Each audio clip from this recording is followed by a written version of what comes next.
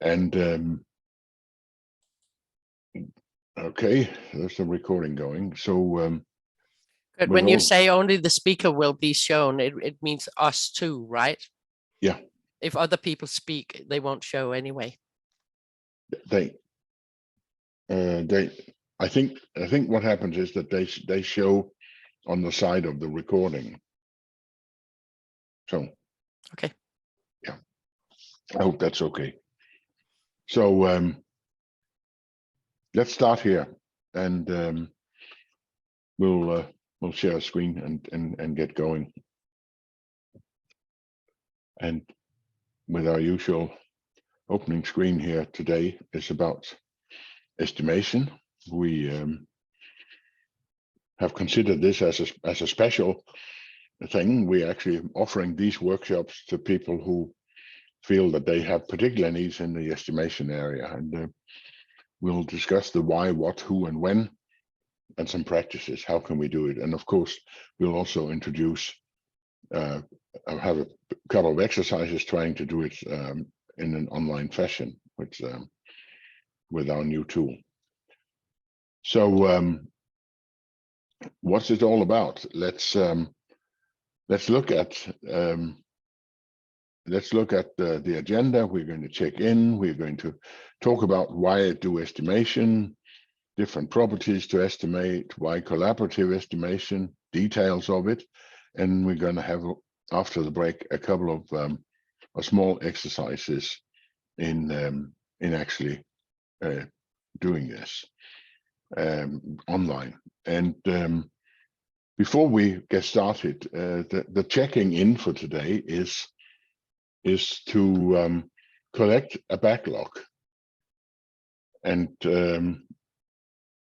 the backlog is, as you know, what drives our work.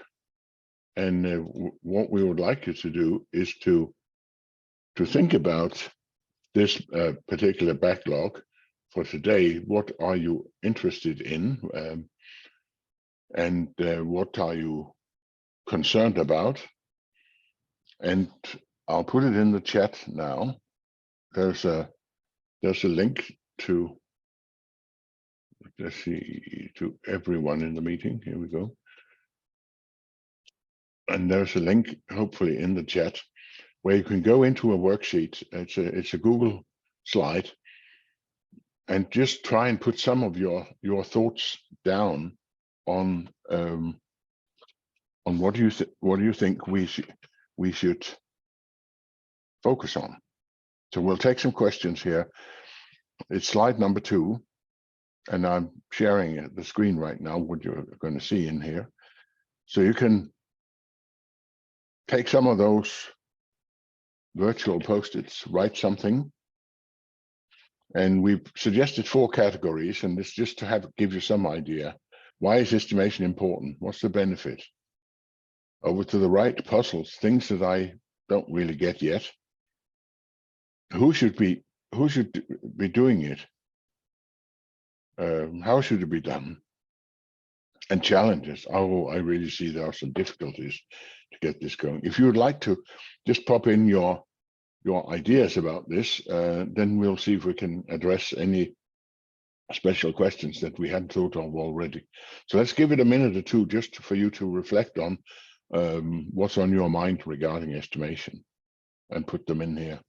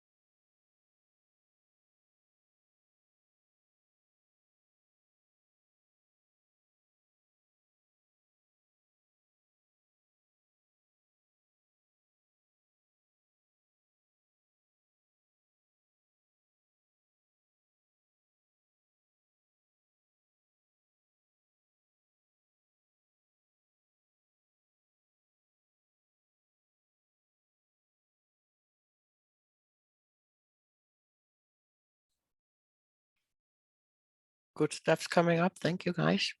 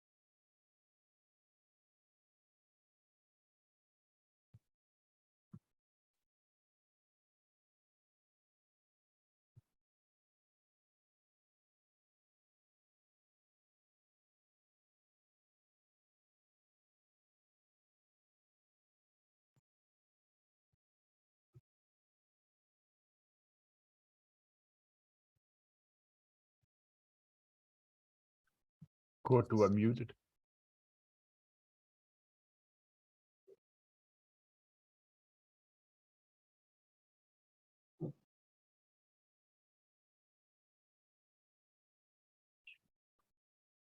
Sorry about that.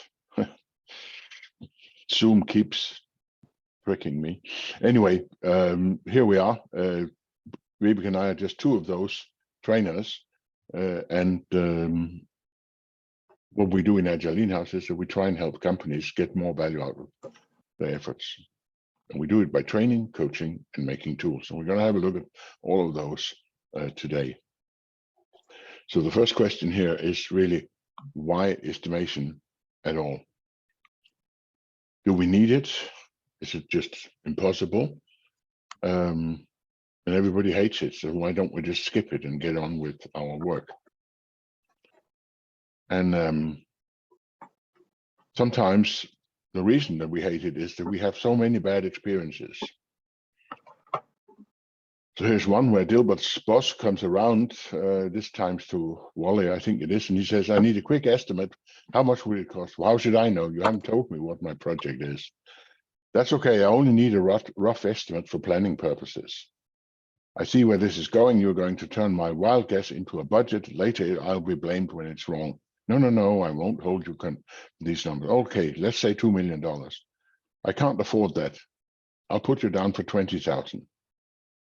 1 year later, you're way over budget. Can you show me the course? Depends on, can mirrors reflect your image?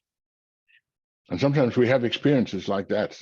And And another one is here where it's just being declared that we will roll this out in 3 months.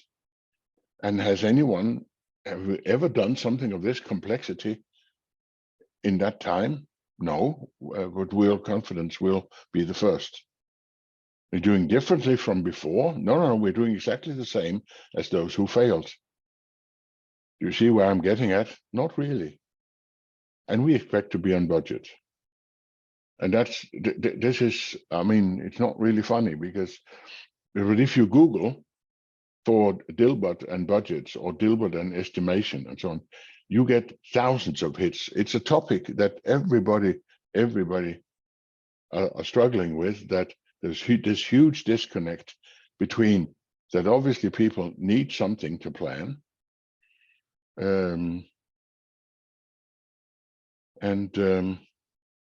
Here is that I adjusted your time estimate on the proposal from 2 years to 1 so we could win the bid. And I plan to make up the time by squeezing you like a wet sponge that insulted me. So we just make plans and then we think we can always get there by squeezing something, squeezing people. And therefore we have all these negative things about estimation. But Vibeke, you would want to say a couple of things here. Yeah.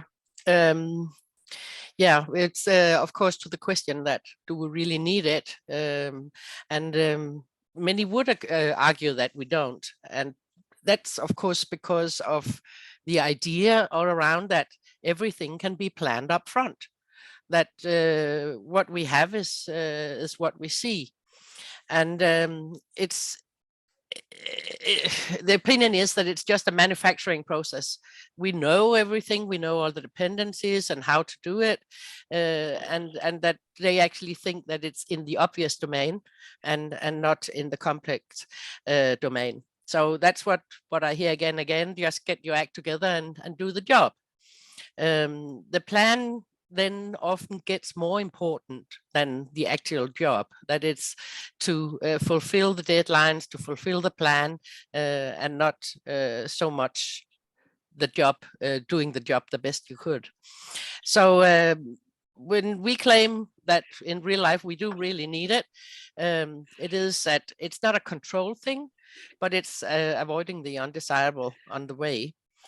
It gives the product owner these valuable input to give the planning and the evaluation when he has to plan, and you have to find out how do I get the best return on investment. You need these figures from the people that actually are going to do the job.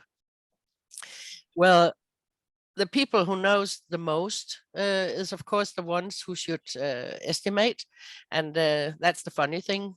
A lot of places it's not the people who knows the most, it's somebody else who has been taken in to sort of estimate how difficult it is, as you showed in the cartoons. These people are to look, of course, of the size of the work and the uncertainty and risk to it, and that leads to a common knowledge. And I think that's not just putting numbers on it, but what happens when you go together and estimate stuff instead of sitting alone is that sharing the knowledge and sharing what you know and getting aligned on what we are actually looking at, getting the same picture and understanding it, that gives a completely different estimate, because you share what you have together. So improving this common understanding and mental idea of what we're looking at, you see that people, when they go together and estimate, they don't have the same picture of the situation in their heads.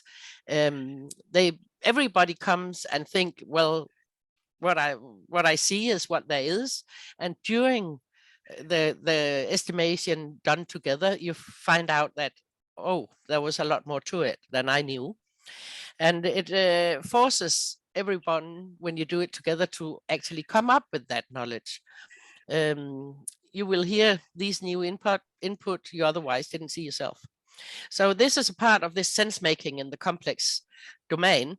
Of course, you don't sit and estimate in the obvious, how long does it take to put out, send out emails or something like that. We are talking about the complex domain where what you see as one person it can't be all. So the last point I have here about the improving the risk handling and the judgment and the prioritization is that, of course, by involving these different perspectives, there's a lot bigger chance of discovering these risks that you need to act on. Seeing risks up front makes it actually possible to look at the uncertainties. And by developing the skills in doing that, we make a lot better decisions. The more you know, both the performance will of course be better, but it's also raising other stuff that a lot of companies don't see, that when you get people together and talk about the job and estimating it together, you're getting another responsibility.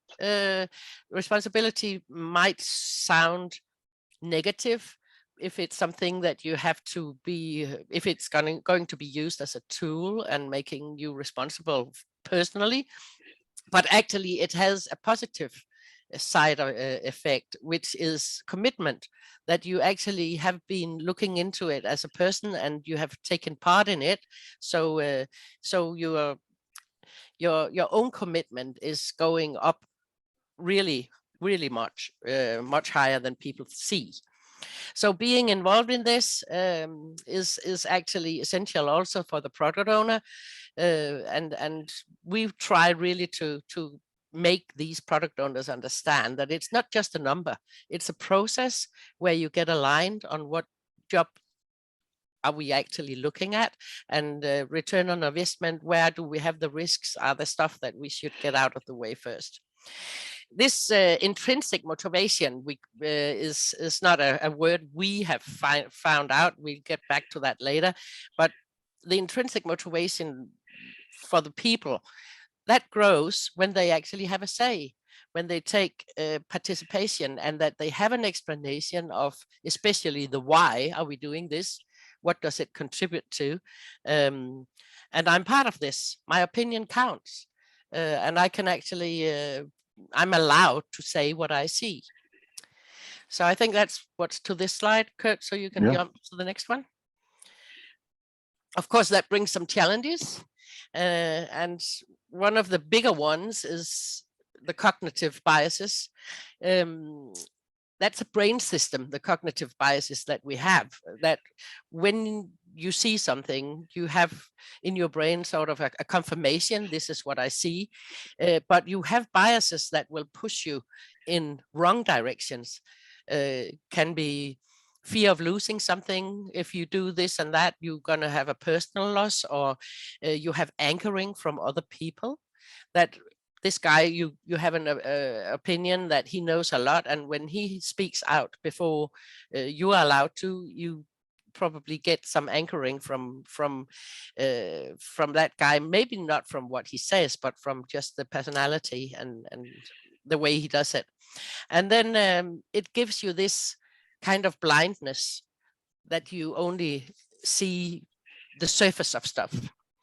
This noise gives this variation between how you judge what you look at, and it's actually also stuff that you've seen before in a different time or in a different circumstances. You had some other things that looked like this, and you think it's the same.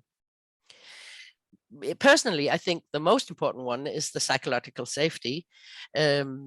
Whenever a team is involved, if you don't have the psychological safety, they don't participate in an honest way. And what do I mean by psychological safety? Well, we talk a lot about Amy Edmondson, who has been working in this area, and it's a very hot topic at the moment. Actually, a lot of people are capitalizing on that now. But the most important for me is that if you can make an environment where it's okay to ask for help, and you actually get it, and it's okay to make mistakes and tell about them, and it's okay to suggest a better way to do something without being looked at like you came down from the moon. And it's this mutual respect for people, that you feel that you are respected for what you know and what you are. So that's actually the ground basis for this useful predictability that we need in estimation.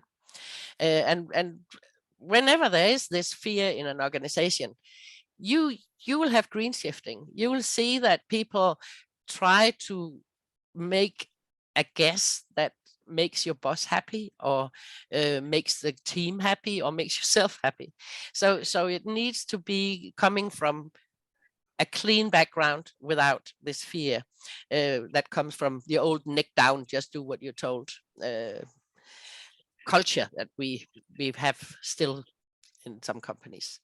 So the inattention, well, traditionally people often estimate in a laid back fashion, like we will just say it's this and that, like the cartoon showed, and it's really needed that we do develop a certain sense of urgency to get the focus. I mean, really get some figures that can give the world respect also for what we do, because what you'll see is that the more you can estimate the right figures, the more respect will come to you, and people will start looking at what you're actually doing right.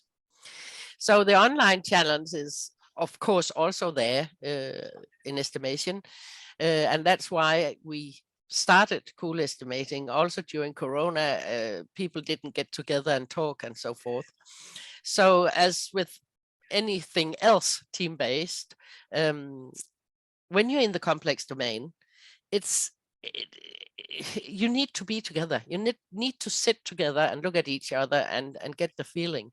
It's much harder to do online because you don't pick up on a lot of small things. So that's really been a challenge. The foundation for estimation is this trust and psychological safety I'm talking about, and that's almost impossible to get sitting in not sitting in the same room. So this trust is a very, very important thing here.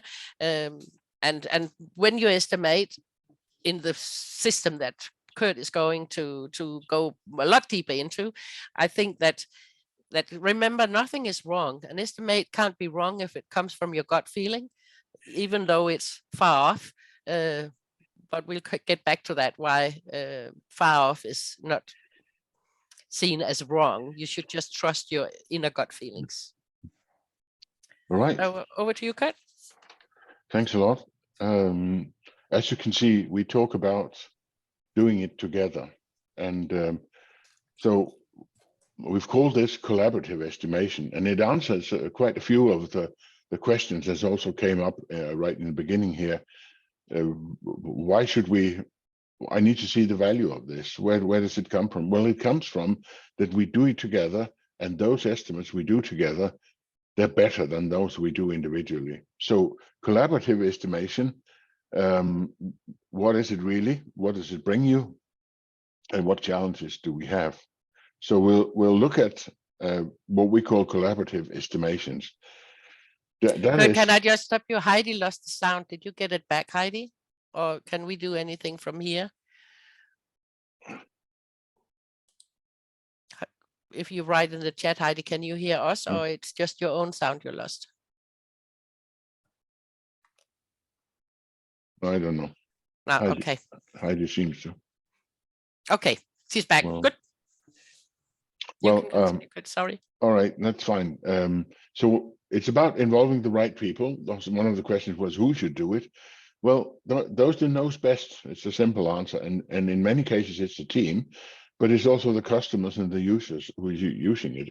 One of the questions from early on here today was where does the value come from? I mean, how do we determine what value it has? Because we have to prioritize not just by cost, but really by return on investments, value versus costs. And of course, there are only the users or the customers to determine that. There might be other stakeholders who have something to say as well, But collaborative estimation is getting the right people involved in it and doing it together in order to mitigate those risks of bias and noise and fear and everything else that Vibeke talked about. And that makes it better. And hopefully so good that it can be used and it can provide what also one of you said, the transparency to the surroundings, that we dare to be transparent. It's also a process. How do we get there to get all those different perspectives? And of course, the archetype is the classic estimation poker or planning poker that we'll talk about in detail in a moment, which is a step-by-step way of opening the doors for people, opening the doors to our brain and getting the things on the table that we actually know. And some of the characteristics that are also included in collaborative estimation is, for example, relative estimation that we'll talk on, where we compare with known things. And also that we estimate in a range, not only just one number, but go for what I really believe, and then what's the worst case? That expresses an uncertainty, but it also allows people the freedom of expressing an uncertainty, which quite often makes it easier for them to participate. And we estimate several aspects of an item. The effort, yeah, we know that. We've always been asked for that. The cost, what kind of money does it cost? But we have to remember the value.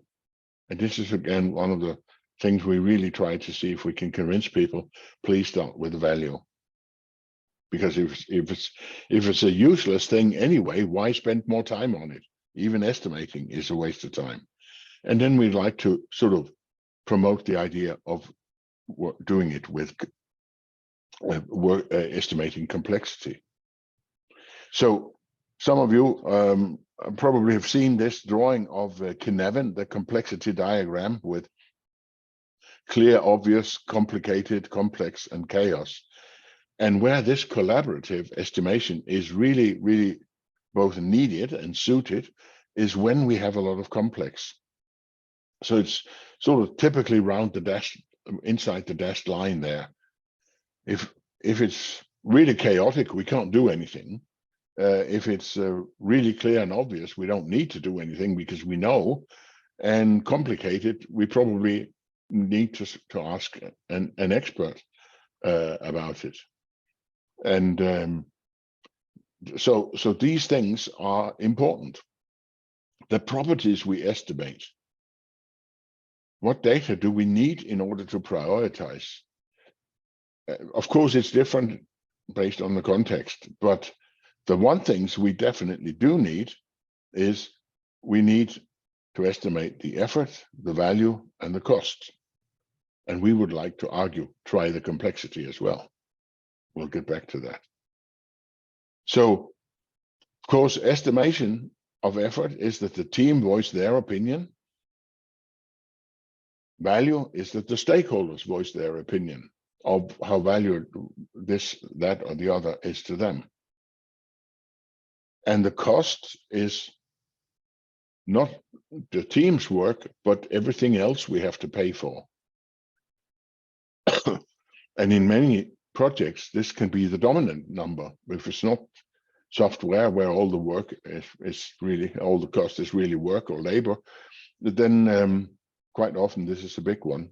And then complexity, where the team try to say, what do we actually know about these things? How well defined is our knowledge of this? We want to be predictable. That's clear. Every business decision is based on it. The more, the better. But the thing that really surprises most people is we have to do it fast. So, so here we see that what it really is, that according to the psychologist, is now our quality of estimate raises very quickly when we spend time, but it falls off if we spend more time. So that's why we always argue to have quick ways of doing it, that we should really find methods that allow us to do this very, very quickly, and therefore not spend too much time on it. Because as one of you asked or said in the morning also in the beginning here, that is it really worth the effort? I mean, let's not spend too much time on estimation if it doesn't bring the value. And there's a good argument for keeping it short. And the details then, let's look at a few of those. One of them is why should we have uncertainty included? And that seems to be something that surprises people, that you can do it and that what the benefits are. But have a look at this one here. In a traditional project, the uncertainty of the costs typically only falls rapidly at the very end of the project, because we have this big lump of things, a mountain of things in front of us that is almost done, and nobody really understands what almost means. So only at the very end does it start to drop off. Now, if we work the Scrum way or in iterations, where after each iteration we are absolutely done, then we should be able to get down to a linear drop. So after each sprint, we'll drop the uncertainty, etc. And that's, of course, better. And the claim is that if we now get a way of finding for each of the work items that we have to do and deliver, we have an expression of the uncertainty or the risk involved in this one. And if we then take the high risk items first, this is what we end up with. So we end up with an ability to squeeze out uncertainty early in the project, which is always good, because let's imagine that we found out that this got to be much more expensive than we thought. Then we have a chance of stopping it. So knowing early is always better than knowing late. So there's a lot of good argument to have uncertainty included, and persuading your management or your bosses or whatever to look at that and try to mitigate the risk early on in the project. And how can we do that? Well, we estimate in two ranges. We estimate a best estimate, ask people to give them the best estimate, what they really believe, and then after that, think worst case. And normally we can equate a best estimate with around, that is a 50% estimate. That means it's equally likely that it's bigger than it's smaller. And the worst case, typically, people have some idea, something like with 90% certainty, it's not worse. It's not precise, but that's okay. It's good enough to give an idea of the range.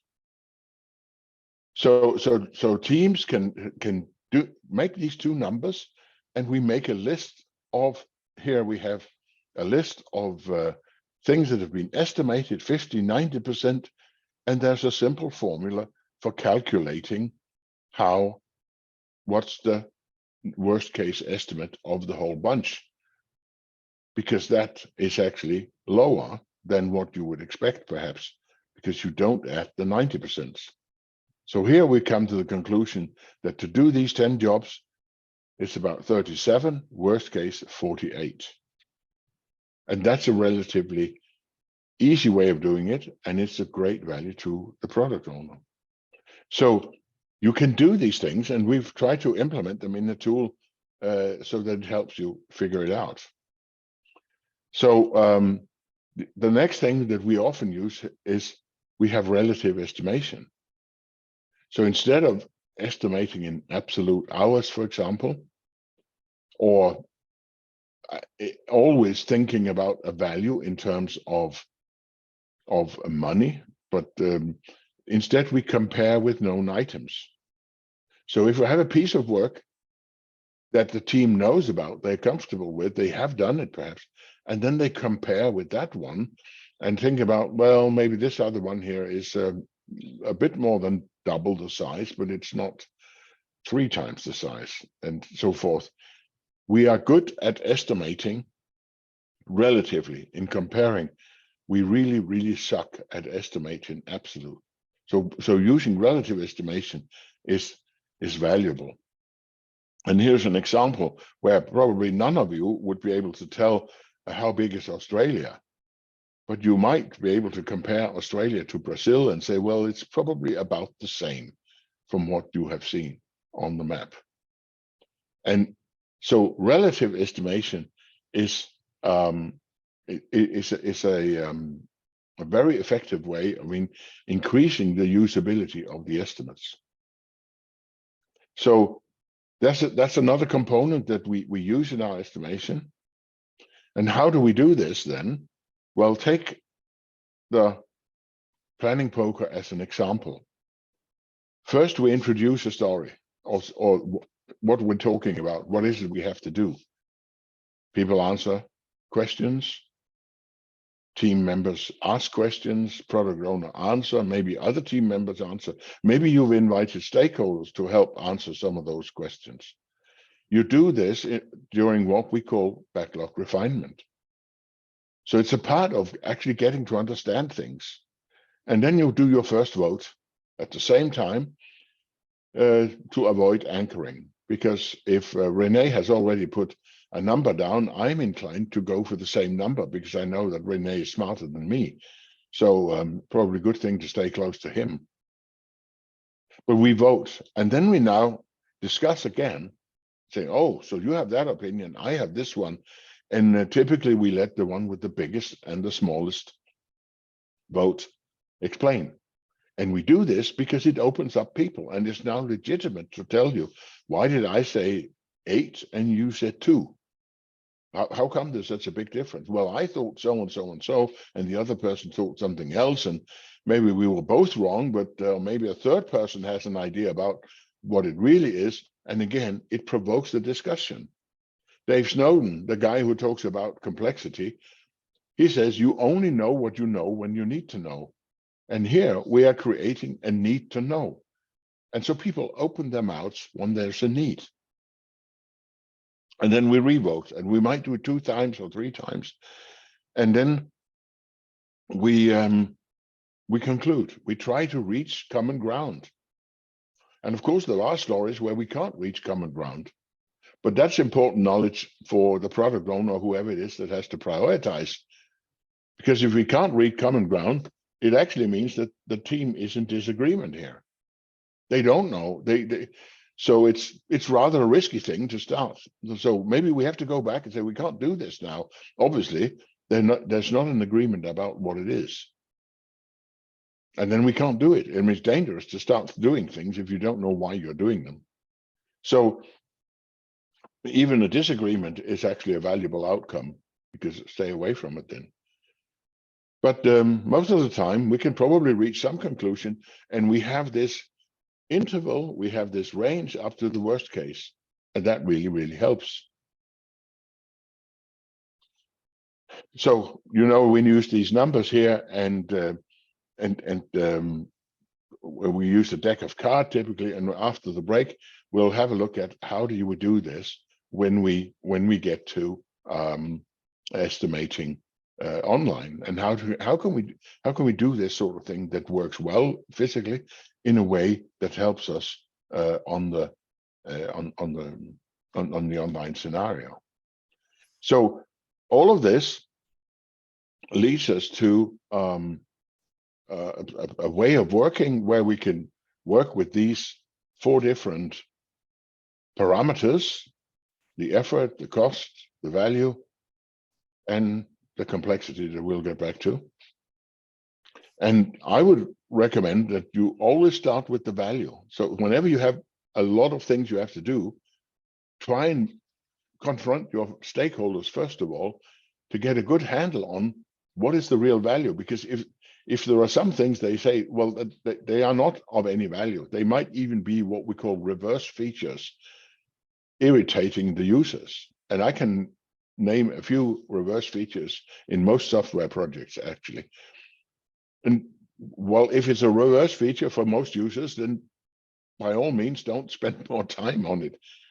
Throw it away. And so start with the value. Value should come first, really. It doesn't come first most of the time today, because people are used to that what really matters are costs. And that's because we can count cost, and value is difficult. We can count hours spent, not always to be believed what people say, but We can count it, and we can count the receipts for expenses and so on. We have bookkeeping systems for that, but value is harder, and therefore we typically don't do it. But we should start with it. So with that, let's take a quick break. Be back in 7 minutes, and we'll do the rest of the game after that. So quick break here after 45 minutes. So see you in a bit then. We will slowly get started again, and we're heading into some territory with a little where we're going to try a single thing out with you. And first of all, we will like to talk a little bit about estimating value. Right? And it should perhaps really have come at the very beginning, because again, it's the most important thing in my opinion, at least. But estimating value and is of course really important for many reasons. And what we focus on is to do a bit more than just apply a number. Sorry. Some of you will be familiar with Professor Kano, a Japanese marketing expert. And he introduces some concepts for customer satisfaction. So, okay, you have a product, you can add certain features or qualities, and it all depends on what the customer really thinks about it. And he tries to categorize these different things that a customer might say about a feature. And first of all, what we've added is also a couple of, they're both in our physical cards, but also in our tool that we're going to try out in a moment now. It's called Cool Estimation. Sometimes the product owner will just come with something to you and say, this is, come to the stakeholders, please estimate this, or please tell me how valuable. And it might be that the stakeholder, this is too big, it's just out of range. I mean, here we are comparing different meals at restaurants, and you are asking me to evaluate a complete cruise trip on the Mediterranean. I mean, these are out of range. Or it might be too small. Like, I've just put my car down to get winter tires on, and it's too small a thing to estimate the value of this left front wheel. I, as a customer, has no value of that. I only have value when all four wheels, well, in fact, all five wheels have been changed. So too big and too small is sometimes the case. Then Kano talks about, there are some things we present to our users or customers where they say, wow, really, can it do that as well? That's an exciter. That's something the customer didn't expect or never would have asked for himself. So that's an exciter. We need a couple of those, Kano says, in a product or in a new product release. A couple of those, the marketing people have something to talk about. We have something to excite the customer, but don't drag too many of them, because then the customer will be overwhelmed. He cannot comprehend that much totally new things. So exciter is one thing. The other one is the other side of the spectrum. Oh no, the customer says, please don't do it that way. And I've just been into one of my otherwise favorite applications this morning that has upgraded, and it is really a downgrade.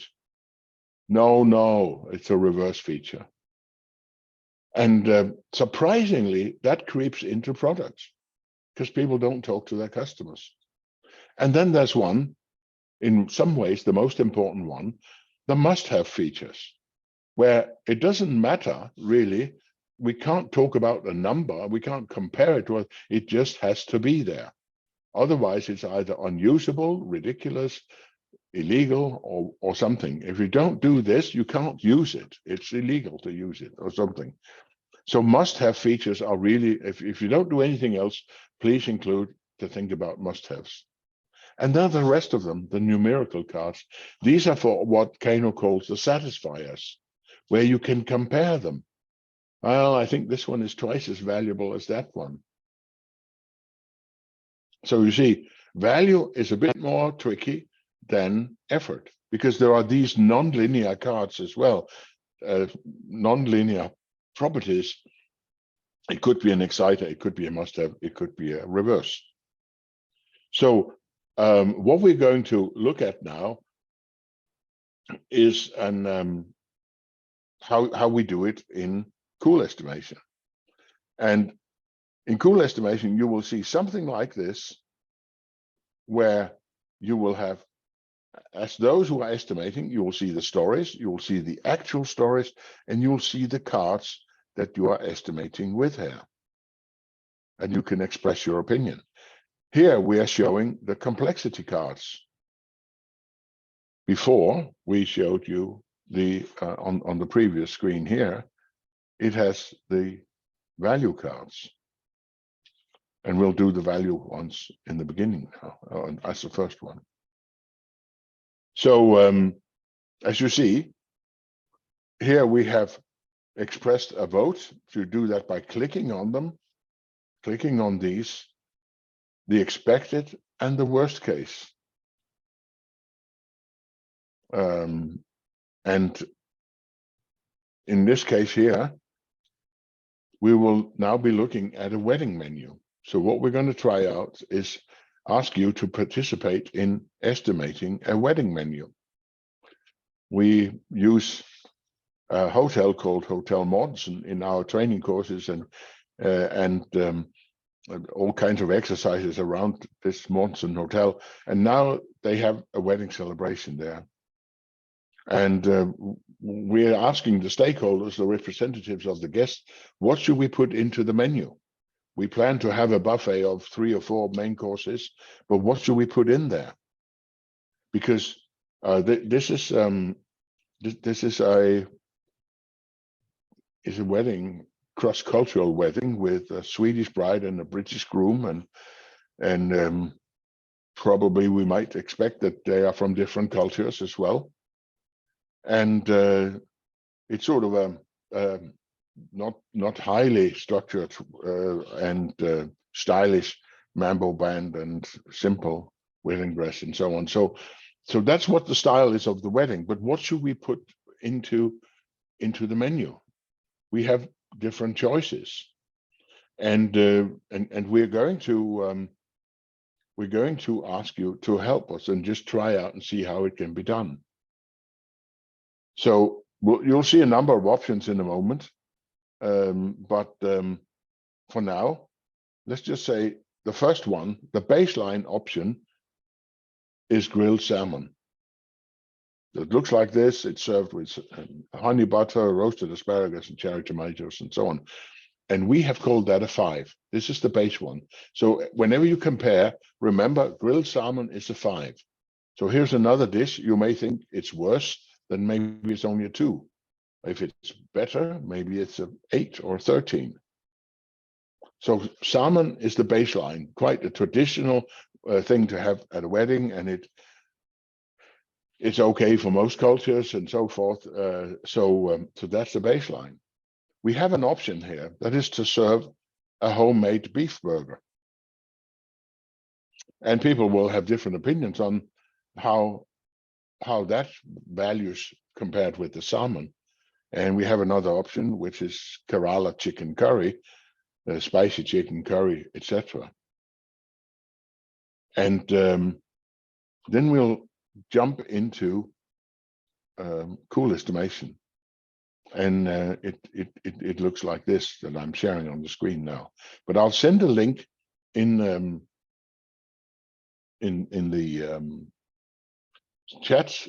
I hope that works. Where is the chat? Here we are. Just change to everyone in the meeting. So here's the link. If you click this link, you should open up. It should open up the cool estimation, and you come in as a participant. And I can see that there are already someone that's joining here, and so we have a few people in there, and I'm the facilitator right now. So so I'm actually letting you in. I could also have sent emails to all of you, but I can see you are popping in there. Another option is you could do it on your cell phone. And you could actually just scan this QR code that I have put in with the same link. And so stakeholders potentially not sat at a PC can do it with their mobile phone. And we put the link in here. But for now, you're all in here. That's fine. We've got a bunch of people, and we've got the stories over here. And so far, we haven't started the estimation yet. I'll do that in a moment. But you can, until we've started the estimation, you can sort of go through the different menu options, and you can read about it and look at the pictures, etc. Once we start, your screen will be sort of slave driven by my screen as the facilitator. So I'll start now, and as soon as I start, you should be forced to look at option number 2. And here we are. I'll start the story voting on this one, and the stories should now enable so that you can click on the expected value and the worst case. And when we talk about value, worst case is smaller than expected. Some of you are clicking. You can see what they are. I can see you clicking. I can see who has done it. Still missing Vibeke. She's not really sort of got her ass in gear yet. Oh, there she comes. That's nice of her. Yeah. And I would just say that normally when you do this, you would probably sort of say, do you know what a burger is? And yeah. And what does it mean that it has Stilton rare? What is that? Stilton rarebit? What is that?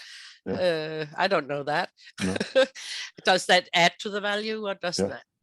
But that's correct. So we should have taken the discussion. Do we really know what a burger is? And but everybody has voted now. I can see the great spot, and when I close, it flips and the numbers come forward. And I can, as a facilitator, I can see what the numbers were, and we would then typically have a discussion. There are some people that have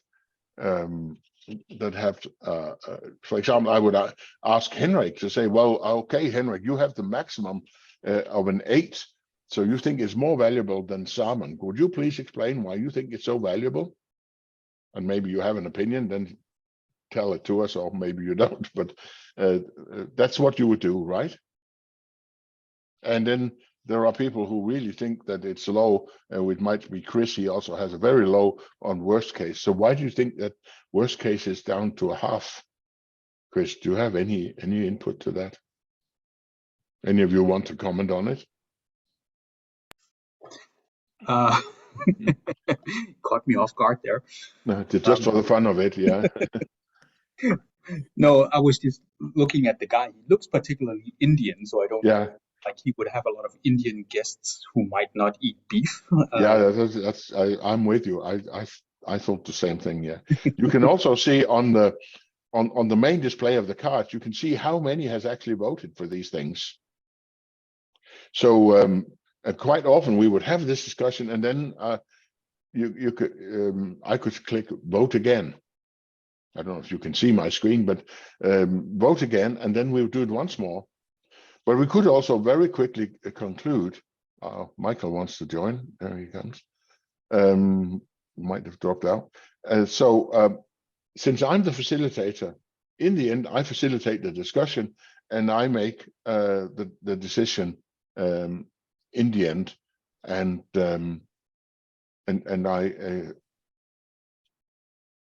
I can then select my results, and that's me. That's the only time I, as the facilitator, can click now and say, I think we can agree on that this is a 3 and worst case 1. So I click 3 and then worst case 1. And now you see this becomes then what we agree on. Okay, we would normally have a better discussion than I just did here. And then we've moved to the next one. And that's the Kerala chicken curry. And now I'm at a loss, at least. So I would definitely need some explanation. What is this? I've never had it. I'm not sure I would want to have it, but so anybody knows what this is? Vibeke, you've had, you know, things like that. Yes, yes. It's like a pot, and it's normally served with very nice Indian bread that you can dip into the spicy sauce. Okay. And most, if we have Indian, I would probably want to get back and say, is he really Indian? Yeah. So. Okay. All right. Well, let's do it once more. Start story voting on this one here, and see what you get out of it. Everybody's very fast this time, and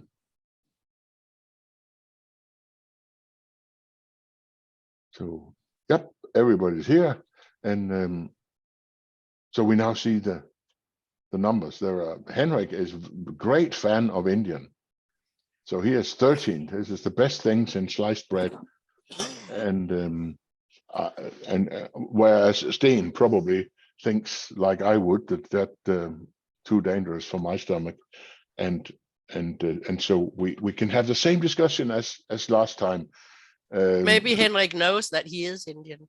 Yeah, it could be. Yeah, I had stuff like that in India once, and it didn't do me much good. So I would probably be on the low side as well.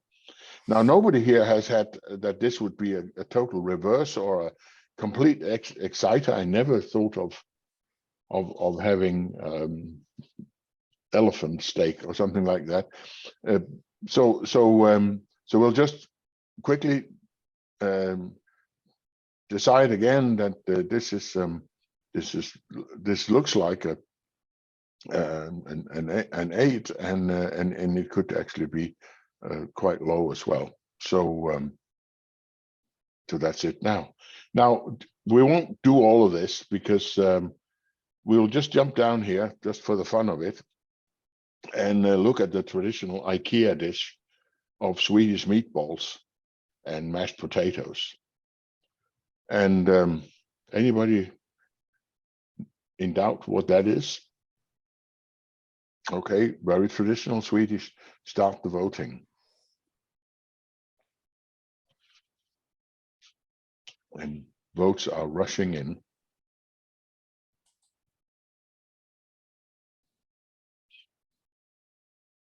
Very good. And so as you can see, Chris says that's a reverse feature. You can't serve that at a wedding. I tend to agree with you. Jakob, on the other hand, thinks it's an absolutely exciter. Nothing better. So some of these extreme ones, of course, creates a lot of debate. So you would ask Jacob, what on earth, where do you come from? What is it that you see that we don't see, right? Yeah. Well, I would argue that maybe the Swedes would be delighted and the other family would hate it. So maybe. Yeah. That's it. Yeah. It could also be that Jakob would argue that with this kind of thing here, he can very nicely eat that dish with his false teeth. So, because it's all soft and mushy. Well, anyway, you get the drift of what we're doing here. Now, this was looking at the stakeholders. The idea was to get that together, and to perhaps run different sessions, one with one family, one with the other family, and then there's some information that you can choose from. And the same, you have a project. There's this set of customers here that we can bring together, and they can have a sensible discussion, and we know they have to use it. And here's another set of customers, and they probably have slightly different views. And how do we prioritize? The very good question from beginning of the session here. How do we prioritize? The point is here, this gives an awful lot of value to the product owner to do all of this. And so let's just stop this now, and we'll race towards the end of the session. we stop estimating, and it's now closed, and I can go out. I can look at out here where this is I have my list of stories, story collections here that I can do estimation. I've done many estimations on these wedding ones, and this one was the one we did. And I can see the results here. I can see what we can't see that. Isn't my screen is shared? Okay, then we have to go back to your screen because we're still in estimation. Well, okay, I should have said that. Back to Zoom meeting, yeah. Yeah, back to Zoom meeting, yeah. Then you can see my screen going back to the front page of Cool Estimation. I select the estimation we've just done, and here is a list of all of these things. That these are the results, and obviously we would have had them for all of them, and now I can export. I can export them. This is one of the great features. I can copy them to the clipboard and move all that data over into a spreadsheet and do lots of funny things. One of them I will show you straight away. Since during these dark autumn months up here in the north in Scandinavia, we have nothing better to do to sit and play around with Google spreadsheets. So therefore, I have done that. And here's an example of what you can actually do with a simple spreadsheet with the data that comes out of Cool Estimation. Powerful displays can be built. Google has a bubble chart where you can display 5 variables at the same time. And so I have taken the estimation both from effort, how hard is it to make it, how expensive is it, and value. And then I've made this one here that says, of all these menu possibilities, and they're here, all of them, you can see the Kerala chicken curry here, all of these, how much return on investment? This is the absolute top. These are those that gives most value per cost. And these are the uncertainty here. And they're all pretty high on uncertainty. So value estimation was not that precise. But as a product owner, I can now look at that if I want to have these with really high return on investment, customer satisfaction per dollar, so to speak, I'm going to look up in this corner. But I also have those outliers down here, because I can here, I have an algorithm that shows me the blue ones are those I should go for, and the red ones at the end. But I can show the Kano categories. There are the priorities, and there are the Kano categories. So you can see the meatballs here are actually too small, like it was in one of the estimates here. This is just too small a thing. You can't compare meatballs to the other dishes. And these charcuterie boards were indifferent. I don't care. I don't like it. You can have it if you want, but it's an indifferent thing. So, and you would see, if there were must-haves here, you would see them to this corner. And again, it's sort of a dashboard for the product owner to prioritize from. It visualizes this stuff and helps him prioritize. And the Google bubble chart is very, very effective in building things like that. So just for the fun of it, we're almost getting to the end of our session, but we still have a quarter of an hour, and so let's let me just see if I can get the next next link here. So because then we will try and estimate complexity. And so what is complexity really? Why would you talk about complexity? One use case for it is, as a product owner, I would like to understand what my team knows about these things. How much do they know about those different items we have to deliver, to solve in this project? Is it clear? And remember the definition. If it's in clear, you can have best practice. more or less any idiot knows what to do here. You can just look at it and, okay, we need to do this and this and that. It's obvious, it's clear. Or so does it, when I come with an item to the team, say, please make this. If they say it's obvious, okay, all right, I know they know. Maybe they say it's complicated. And that means that they say, well, we believe that there is somebody who knows. We don't know actually, but we think we can figure it out. We can either research or Google or read books or magazines, or we can call an expert over in Hawaii when he wakes up, and then we can get an answer to how to do it. Knowledge is there. Okay, good. That's complicated. And then complex means we only have fragmented knowledge. I know a little bit about it. Vibeke knows another little bit, and maybe Renee knows something, and maybe Michael knows something.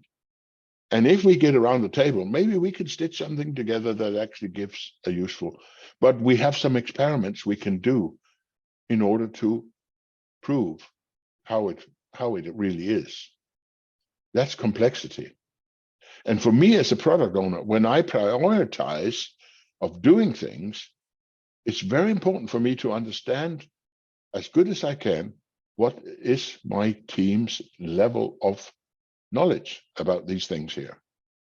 Because sometimes you just pull, let's talk about an IT project. You pull random IT people in, more or less, and you ask them to start working on something that they have absolutely no domain knowledge about. Surprise, surprise, it doesn't give a very good result. And maybe you were not aware of it. You thought, well, of course, it's in the simple domain. Just get on with it. But it's not getting on with it. So you see, it's a very, very relevant thing to ask the team about this complexity. And how can we estimate that? And we have these cards available. So you can say it's clear, best practice exists, it's complicated, it's complex, or we are confused. We don't know where we are. Or we are, it has been so oversimplified and put on such strict rules that it can break catastrophically. It's over constrained, or it's chaotic. Chaotic means we are lost and clueless. We don't know how to do this. The confused bit means we haven't really figured it out yet. We haven't really thought about it and discussed what we know. We're in a confused state, which is different from chaotic. So, and then there are some intermediate ones that you can say if you think it's a bit of both. So that's what we have. Multi-domain here. So they are in there, and they look like that. So we want to now ask you to try and estimate some complexity of office work. And this normally works well in a team who looks at the same kind of jobs, but here we're looking at general office work. So you're a customer team. There's certain jobs that you can be expected to know. And as your product owner, I would like to know what you know about it. I mean, do you know, for example, to fill out your expense accounts? That's a relatively simple thing, and I would expect that to be. So the baseline option is to register expenses. We've declared this one is clear. If you do this for real, the team should agree on finding one in each of the domains, a piece of work that we say, this is clear, everybody knows how to do that. This is complicated, we know knowledge is there, we can find it. This is complex, we need to experiment. This is chaotic. We really don't know what to do if that happens. Let's say a hacker attack. Of course, it's worrying if we don't know what to do about it, but it would not be surprising if it was chaotic to be subject to a hacker attack. So the team should find 4 exemplars and use those to compare the other ones with. So now again, I'll go over here, but I will send another link in the chat. And we'll just quickly go in and have a look at how this works. So here's the link, and the complexity of office work is here. I'll go in there, and there's your. Yeah, I have to let people in when you check in. Yeah. But there's your QR code if anybody wants to use that one. So please jump in on the link if you can.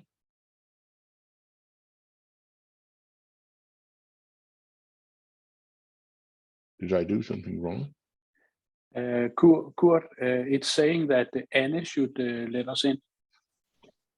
Yeah. When you type in your name and press let me in. Okay. That's because I have forgotten to make me the facilitator. And since Anna is not here, that doesn't help much. Then you'll keep us for the rest of the afternoon, I think. Yeah, then. Are we in? It's good. Yep, you're in now. You should be in.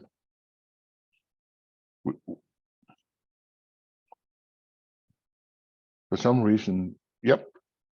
So I have green dots on everybody. So we have this baseline. This is a simple thing. Here's another one. We're planning a series of sales meetings. Organizing a series of sales meetings with customers includes selecting a group of customers to address for this series of meetings. Also includes practical consideration, room agendas, drawing up proposals, etc. So I will start the estimation, and I will start the voting. And now it becomes visible to you, and you can tell me what you think, whether it is clear, obvious, complicated, complex, or so. And a few votes start getting in. Worst case would here normally mean more complexity, more counterclockwise. You can't always use that, but again, we have some statements here. Renee, maybe you couldn't get in, or is there some problem with that? Yeah, my cards are not active for some reason. Can you refresh your screen? I think we've had this problem before with. Yeah, just continue. Okay, yeah. So everybody's done that, and now we can see what everybody said. So and immediately you can see that there's quite a big difference in that. Steen thinks it's pretty obvious. He might have done this 100 times before, so he knows exactly what to do it. Heidi, on the other hand, thinks it's something between. It could, at worst case, be something between complex and chaotic. And again, we would open up the discussion and say, well, Steen, would you please explain why you think it's so simple? And you probably have a good idea, Steen.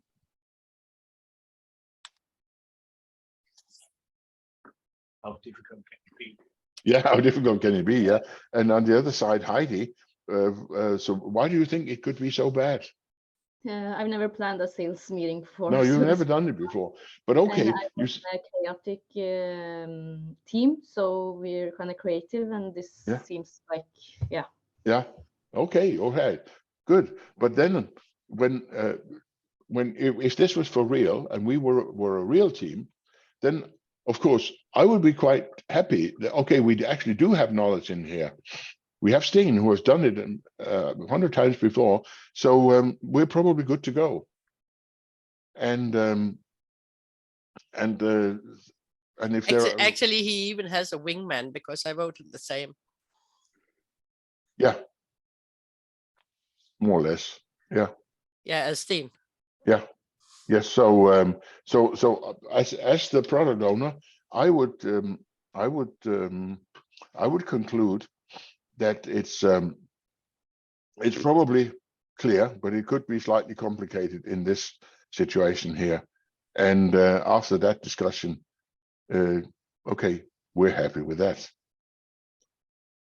Employ a salesperson. Includes creating a recruiting strategy, writing the job description, handle applications and interviews. And so here's the salesperson who hasn't got a head yet. We need to put a head on this. And yeah, and again, you are the votes are running in here. And this seems okay. We're almost done, and I would like to end the story voting in a moment here. So we close the story voting here, and it seems to be that it's about the same. Heidi and Chris, they both think we've done this before, and it could be that it's expected, but in the end it could be complicated, and so we go with that. So I think I'll stop here because time is running out, but you get the drift of it. Any questions to the complexity estimation, which is kind of a novel thing in a way? It's not something that you normally do, but does that give you any ideas of what it could be used for, or are you just wondering whether this old guy here is smoking? Any comments? Heidi has just thumbs up. That's great, Heidi. Other comments? I definitely think it's valuable in discussing where are we really, because it depends on what knowledge you have in the team or in the group. Shows that what's obvious to one is it could be complicated for someone else, and it makes you realize that you have to also that as a team member, am I the only one, or do I have a wingman? Yeah. So it's again, after many years working with teams, I'm still surprised how often they simply don't talk together. They don't realize that, okay, actually the guy I need help from, he's just over there 3 meters away. And sometimes we need to visualize that. So I tend to think this is a help primarily for teams to understand the job they're working with. And one of the keys to successes, and you can read that in many books, is if we can together develop a common mental model of what we're doing, we're much better off than if we have sort of crossing the wires all the time and having different opinions about things. The more we can understand where we're coming from, the more we have possibility for success. So can I add something, Kurt? Because yeah. I think a lot of team members mostly work in estimating the costs as like how much work or hours are there in these stories, and I'm actually glad to see we haven't made this before, but you actually took the most complicated stuff and showed here as when you estimate your own time or the cost or points in a team, it's often easier for them as to estimating the value and the complexity. That's where this brings a new thing, and if my claim is you want to have all these 4 things if you want to make a good prioritization. That you can get this information fairly easy. It's not too much effort. It was a very valid comment this when we started. Let's not make estimation so burdensome that it eats all the value. I mean, you can estimate all the time and get no work done. That's of course obvious. So quickly we can get information, we can make a good prioritization.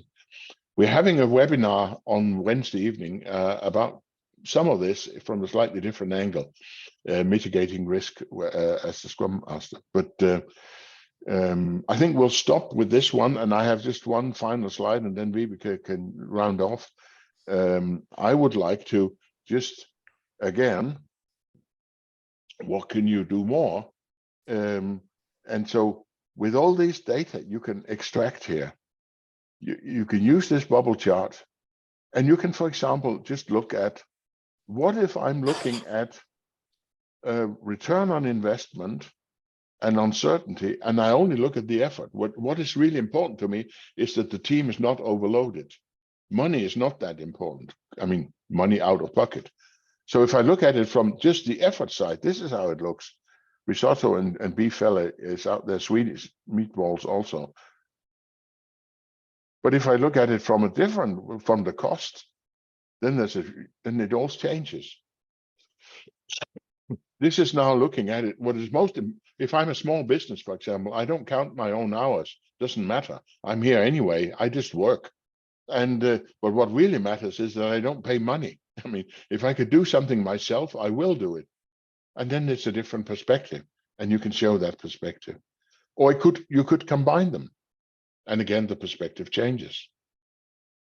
And then finally, what we just did with complexity, here's a relevant drawing to make actually.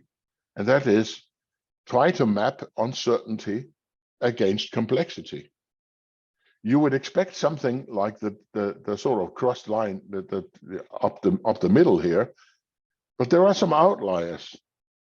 How come, dear team, that you say that these beer glazed chicken is so uncertain, but you say the complexity is low?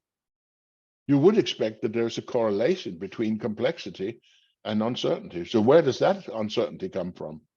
And it might be something totally different where the team says, oh yeah, but we're not sure we can get that particular component that we need for that recipe. Oh, so that's probably something different then. But again, it opens an angle for discussion and understanding. Does that make sense to you? So complexity is not the same as uncertainty, but you would expect a correlation between them.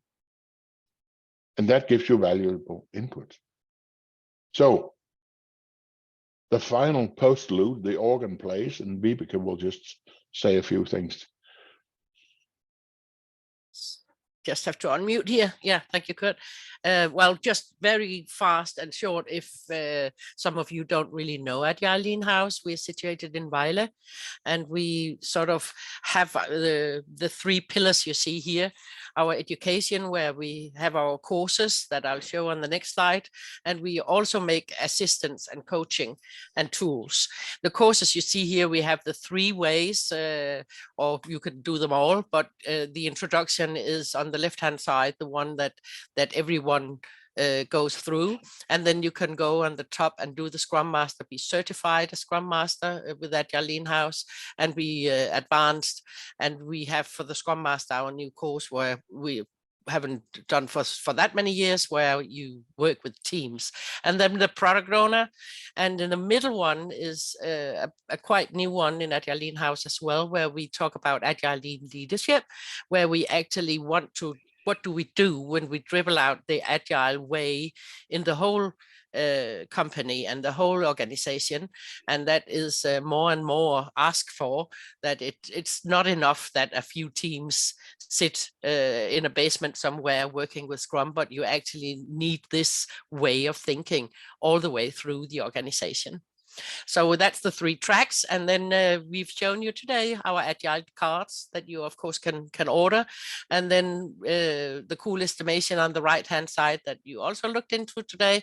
And then we have our biggest product, our Agemba tool, that actually makes it possible in a whole organization to work this way, and be assured that you have the 3 dots you have on the left hand side: transparency, collaboration, and predictability throughout the organization. Used also just in teams, but it can be used.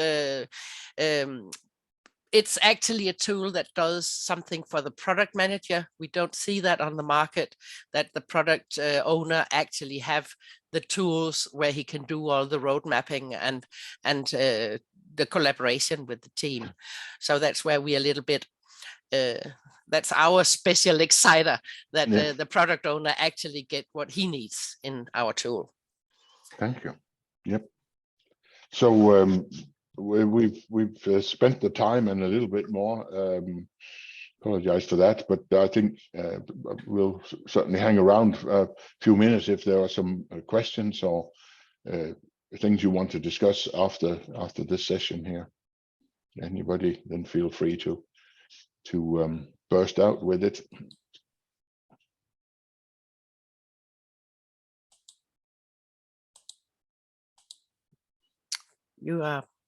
Could be nice to hear whether you thought you got your questions asked answered from the beginning.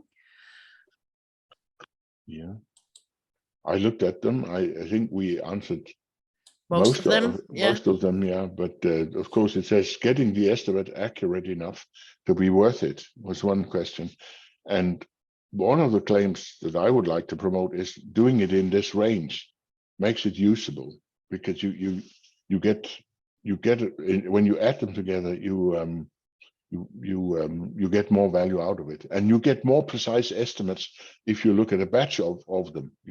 Because you sum things up, it's more accurate, because you'll win some, you lose some. It's more accurate to look at a collection, for example, planning for a sprint or something, than to look at the individual. And it's always shown in our courses that some are really off, but in the balance, when you have a bunch of stories, it as Kurt says, lines out to be quite accurate most of the times, if there's some knowledge at least. Yeah, of course, none of this helps if you have zero knowledge. I made the mistake once of using, we have an example we're using our training courses where we try to estimate population in American states. And that normally works quite all right. People know a little bit about it, but enough to estimate. And then I was sent to Mexico, and I thought, oh, that's fine, I'll use the same. And it was a disaster. They knew absolutely nothing. They knew about Los Angeles and New York, and on the other side of Rio Grande, there was McAllen, Texas, and then zero, nothing. So they could not, of course, you can't estimate if you don't know anything, but if you have fragmented knowledge, then you can. But at least you found out before you started a big project with them that. Yeah, next time I was called down, I'd reworked my training example and made it into Mexican cities, and they knew about that. That was no problem. That was fine. Just revisiting another question, when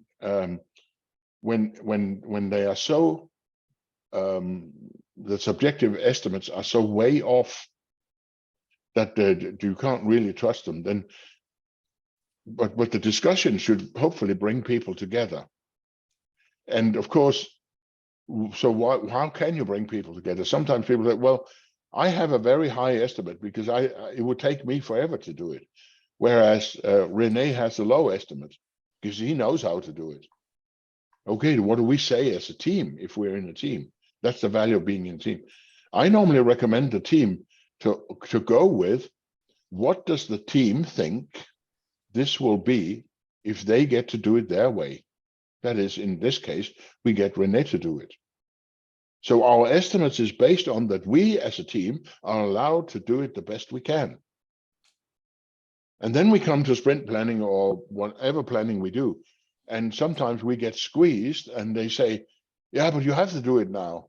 And we say, oh, no, then René cannot do it. Then Vibeke has to do it. And that's going to take at least twice as long. No, you estimated it to 5. It must do it at 5. No, you can't have it both ways. I mean, but I recommend that the estimates we look at are those where the team are allowed to do it their way in what they know are the best way. Then if we come to a situation where we cannot do it the best way, and of course that exists, we just have to mention, all right, but then we have to look at it differently. We cannot achieve the same velocity in this sprint as we did in the last one because people are not doing what they're best at here. And there are certain things, if I was to do that, I'm not the fastest to typewrite. Then if I were to I can do typewriting if that is necessary, but it's not very good. And there'll be a lot of errors in it, but I can do it, of course. And that's my recommendation to overcome that problem with this highly subjective estimates, is to let the team decide on what would it be if we get to do it our way. Does that make sense? Then there's a common understanding what it is we've said. And can I comment on the being accurate enough. I think also there is a change out there now that you can't be accurate, that it's more and more acknowledged or accepted that you do in a range, that you actually present a number that says, this is what we really expect it to be, but we have a worst case. So life is like that, and actually is appreciated from customers and stakeholders that you do have a worst case, and it all builds on trust that if you can do it for like this amount of time, great, but they should just know that there are these risks, and that's highly more and more respected, that you take that into consideration. But you have to build it into your contracts. If you're working with customers and you work this way, and we've done that, and we actually do it as a rule more or less in our company, that we give the customer, this is what we really believe, it'll take us this much time, but it could take that much time, that much extra. And we typically have a clause in our contract that says, if we go from the expected to the worst case, those hours or those days in between, we only get paid half the nominal cost. And then the customer knows that we have absolutely no reason to try and inflate the number of hours, because we only being paid half of it. And on the other hand, we share the risk then, and that creates trust. Of course, I would never do this with a customer I don't trust. If I have a customer that I distrust, I would make sure that I have a very rock solid contract where I get paid for every single change he could come up with. But it's as Vibeke says, it's being appreciated. We had one of the bigger banks here tell us how they have introduced this in their organization. The team members were happy. They were allowed to give, this is what we believe, but it could be that bad. They were not forced into one number. They were allowed to give a range and therefore express their uncertainty. And after a few weeks, months, I don't know exactly how long, stakeholders began to, oh yeah, that's probably why it's called development. There are uncertainties. It's not production. And they gradually got to understand that we are working in a complex domain where there are uncertainties, and these are a fact of life, and we just have to get over it and get on with it. So I really, really like that idea of estimating in a range. It's so valuable.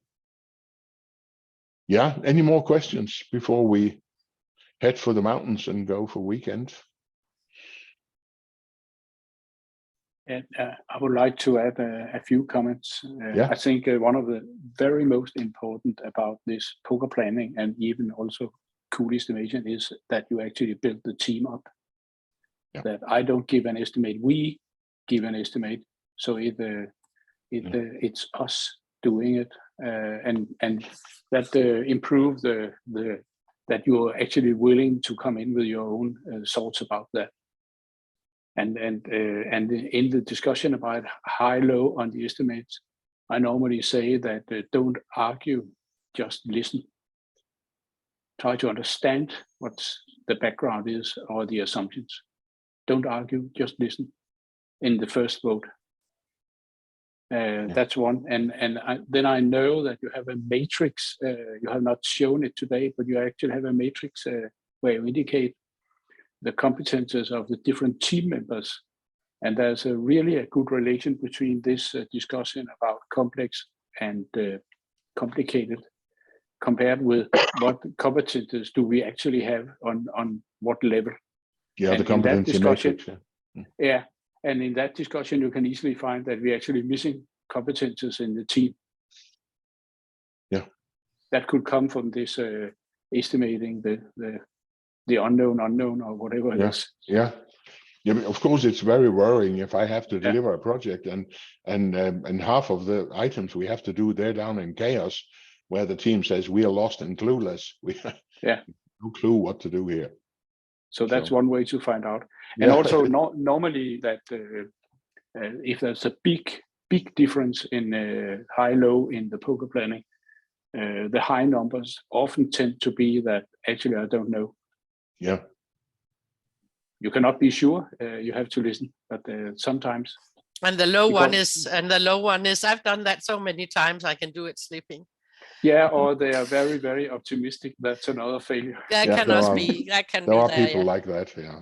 Yeah. And an interesting, what you'll be able to do in the next version of Cool Estimation is we can track the individual votes that were there. So if you do it over a long time, you probably also could figure out that there are certain people that statistically always seem to underestimate. But that's not terribly important. It's much more important, as you say, to develop the team. So yeah. Very good. Thank you. Yeah. Anything else before we close down?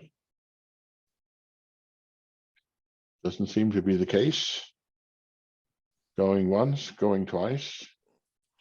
So Thank you very much for attending. thank you very much though. for showing up, and look out for next week's episode. Yeah. Okay. Very Bye much, bye. guys. Have a nice weekend.